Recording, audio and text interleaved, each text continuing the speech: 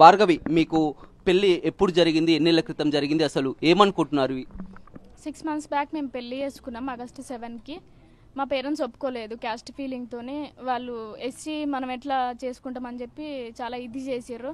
అయినా కూడా నాకు అట్లా ఏం లేదు, నాకు అతనంటేనే ఇష్టం అని చెప్పి నేను గట్టిగా ఉండి నేను పెళ్లి చేసుకున్నా బంటిని.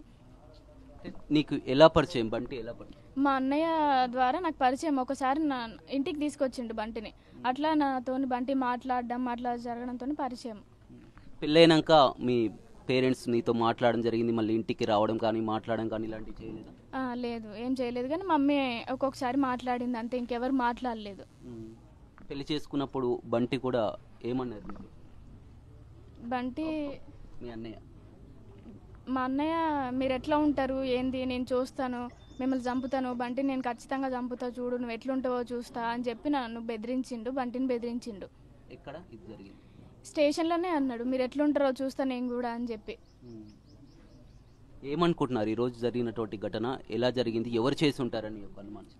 ఖచ్చితంగా మా ఫ్యామిలీ వాళ్ళే పైసలు ఇచ్చి చేపిచ్చిర్రు, ఆ బైరు మహేష్ ఆయనతోనే పిలిపించి ఇట్లా చేసిర్రు.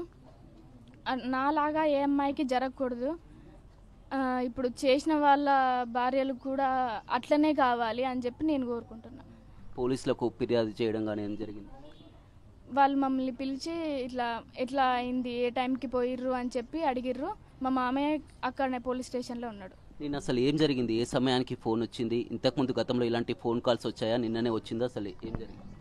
ఫస్ట్ మాకు పెళ్ళైనాక 2 monthsకు ఏమో ఒక 1 month దాకా రోజు ఫోన్ చేసేది, కానీ బంటి మాట్లాడకపోతుండే.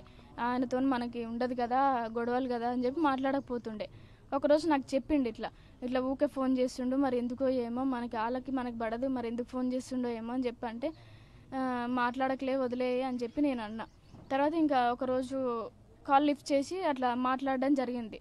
ఇట్లా మాట్లాడుకుంటూ రోజు మాట్లాడిర్రు, ఇట్లా ల్యాండ్ విషయం అని చెప్పి, ఇట్లా నార్మల్గా పైసలు ఇప్పించడం అని చెప్పి ఏదో ఒకటి చెప్పి రోజు కాల్ మాట్లాడడం, బయటికి పిలిపించుకోవడం, అట్లా మంచిగా మాట్లాడి అట్లా చేసి ఇట్లా చేసిర్రు.